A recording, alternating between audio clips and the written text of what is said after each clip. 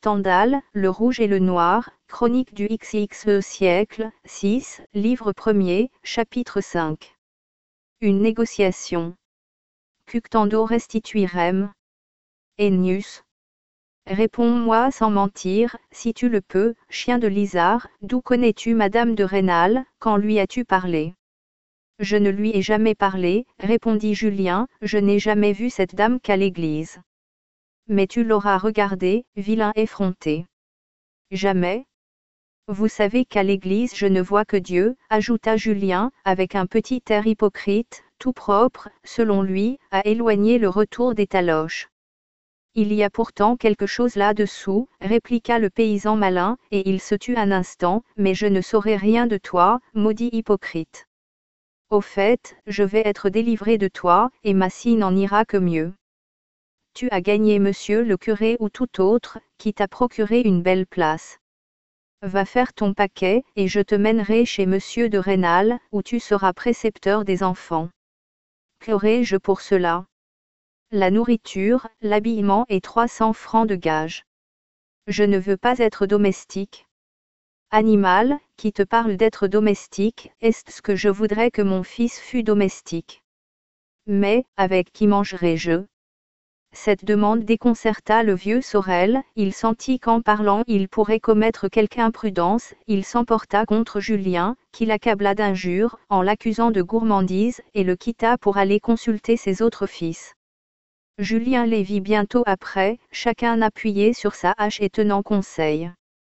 Après les avoir longtemps regardés, Julien, voyant qu'il ne pouvait rien deviner, alla se placer de l'autre côté de la scie, pour éviter d'être surpris. Il voulait penser à cette annonce imprévue qui changeait son sort, mais il se sentit incapable de prudence, son imagination était tout entière à se figurer ce qu'il verrait dans la belle maison de monsieur de Rênal. Il faut renoncer à tout cela, se dit-il, plutôt que de se laisser réduire à manger avec les domestiques. Mon père voudra m'y forcer, plutôt mourir. J'ai 15 francs 8 sous d'économie, je me sauve cette nuit, en 2 jours, par des chemins de traverse où je ne crains nul gendarme, je suis à Besançon, là, je m'engage comme soldat, et, s'il le faut, je passe en Suisse. Mais alors plus d'avancement, plus d'ambition pour moi, plus de ce bel état de prêtre qui mène à tout. Cette horreur pour manger avec des domestiques n'était pas naturelle à Julien, il eût fait, pour arriver à la fortune, des choses bien autrement pénibles. Il puisait cette répugnance dans les Confessions de Rousseau. C'était le seul livre à l'aide duquel son imagination se figurait le monde. Le recueil des bulletins de la Grande Armée et le mémorial de Sainte-Hélène complétaient son Coran. Il se serait fait tuer pour ces 3 ouvrages. Jamais il ne crut en aucun autre. D'après un mot du vieux chirurgien-major, il regardait tous les autres livres du monde comme menteurs, et écrits par des fourbes pour avoir de l'avancement. Avec une âme de feu, Julien avait une de ces mémoires étonnantes si souvent unies à la sottise. Pour gagner le vieux curé Chélan, duquel il voyait bien que dépendait son sort à venir, il avait appris par cœur tout le Nouveau Testament en latin, il savait aussi le livre du pape de Monsieur de Maistre et croyait à l'un aussi peu qu'à l'autre. Comme par un accord mutuel, Sorel et son fils évitèrent de se parler ce jour-là. Sur la Brune, Julien alla prendre sa leçon de théologie chez le curé, mais il ne jugea pas prudent de lui rien dire de l'étrange proposition qu'on avait faite à son père. Peut-être est-ce un piège, se disait-il, il faut faire semblant de l'avoir oublié. Le lendemain de bonne heure, monsieur de Rênal fit appeler le vieux Sorel, qui, après s'être fait attendre 1 heure ou 2, finit par arriver, en faisant dès la porte sans excuse, entremêlé d'autant de révérence. À force de parcourir toutes sortes d'objections, Sorel comprit que son fils mangerait avec le maître et la maîtresse de la maison, et les jours où il y aurait du monde, seul dans une chambre à part avec les enfants. Toujours plus disposé à incidente à mesure qu'il distinguait un véritable empressement chez monsieur le maire, et d'ailleurs rempli de défiance et d'étonnement, Sorel demanda à voir la chambre où coucherait son fils. C'était une grande pièce meublée fort proprement, mais dans laquelle on était déjà occupé à transporter les lits des 3 enfants. Cette circonstance fut un trait de lumière pour le vieux paysan, il demanda aussitôt avec assurance à voir l'habit que l'on donnerait à son fils. Monsieur de Rênal ouvrit son bureau et prit 100 francs. Avec cet argent, votre fils ira chez Monsieur Durand, le drapier, et lèvera un habit noir complet. Et quand même je le retirerai de chez vous, dit le paysan, qui avait tout à coup oublié ses formes révérencieuses, cet habit noir lui restera. Sans doute. Oh bien, dit Sorel d'un ton de voix traînard, il ne reste donc plus qu'à nous mettre d'accord sur une seule chose, l'argent que vous lui donnerez. Comment, s'écria Monsieur de Rênal indigné, nous sommes d'accord depuis hier, je donne 300 francs, je crois que c'est beaucoup, et peut-être trop. C'était votre offre, je ne le nie point, dit le vieux Sorel, parlant encore plus lentement, et, par un effort de génie qui n'étonnera que ceux qui ne connaissent pas les paysans franc-comtois, il ajouta, en regardant fixement Monsieur de Rênal, nous trouvons mieux ailleurs. À ces mots, la figure du maire fut bouleversée.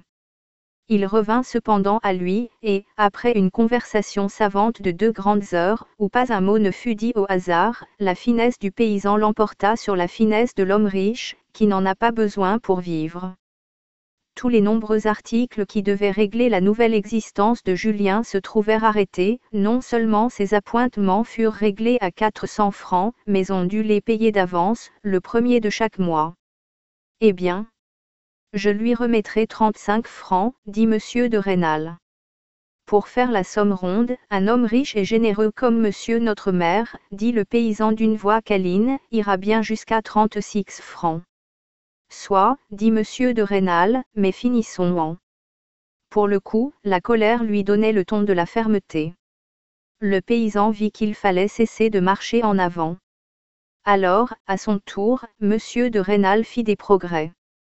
Jamais il ne voulut remettre le premier mois de 36 francs au vieux Sorel, fort empressé de le recevoir pour son fils.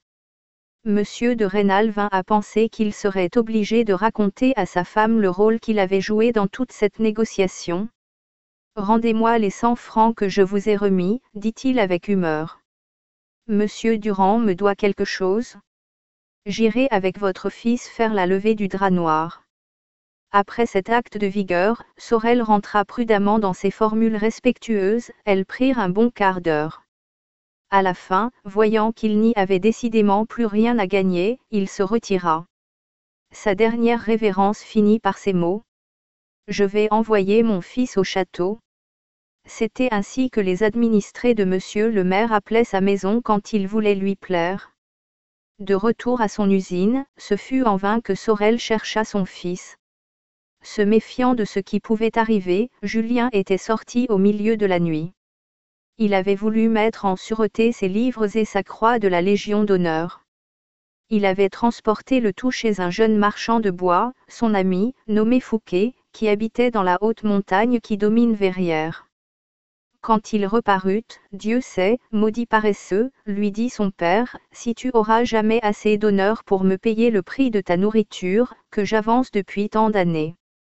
Prends tes guenilles, et va-t'en chez Monsieur le maire. Julien, étonné de n'être pas battu, se hâta de partir. Mais à peine hors de la vue de son terrible père, il ralentit le pas. Il jugea qu'il serait utile à son hypocrisie d'aller faire une station à l'église. Ce mot vous surprend.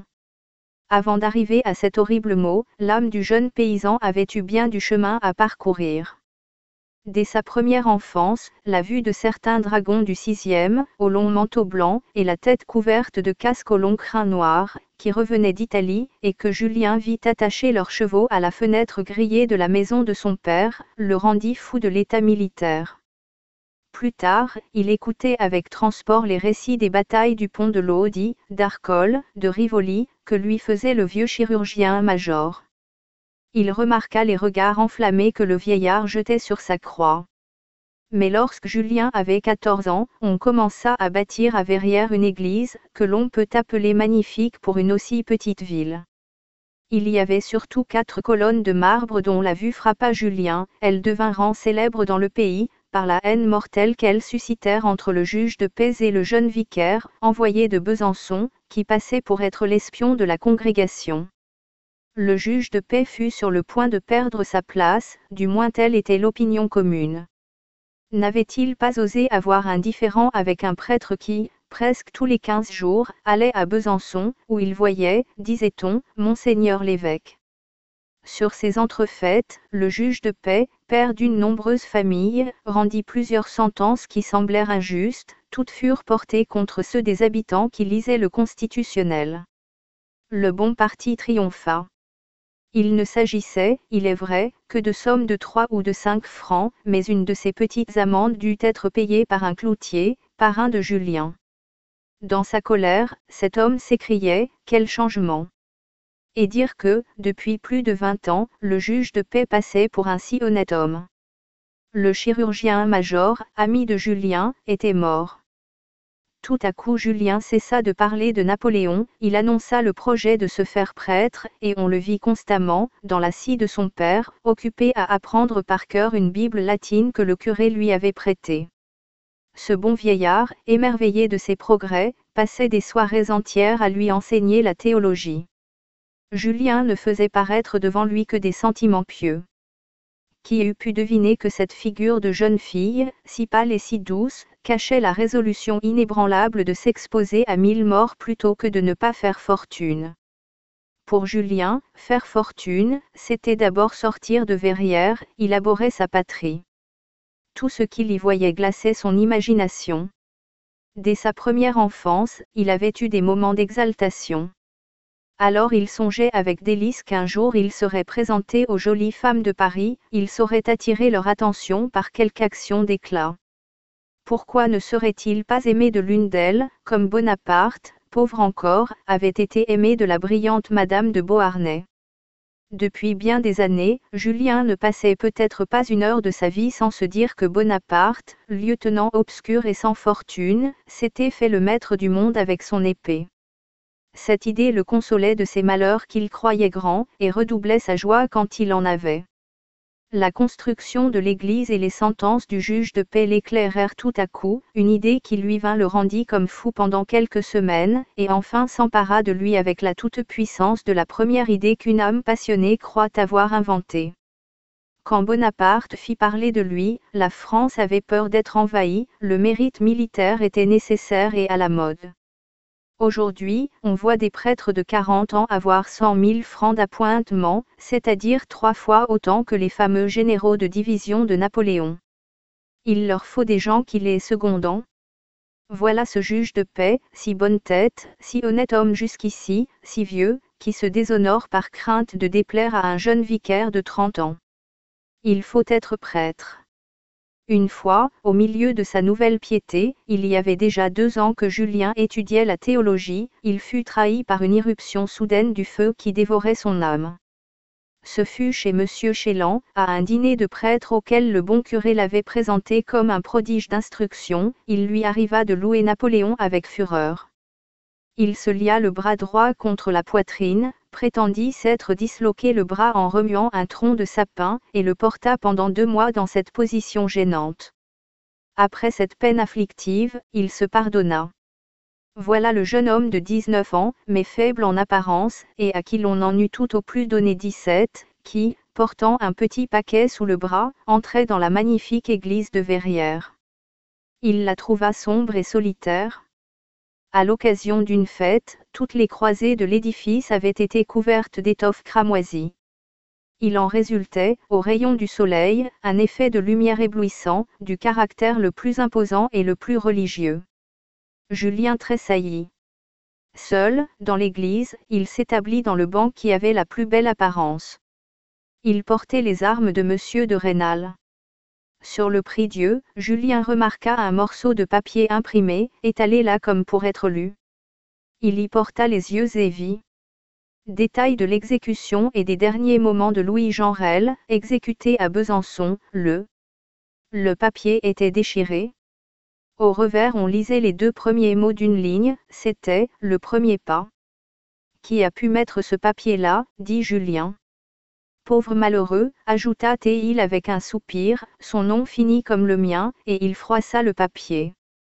En sortant, Julien crut voir du sang près du bénitier, c'était de l'eau bénite qu'on avait répandue, le reflet des rideaux rouges qui couvraient les fenêtres la faisait paraître du sang.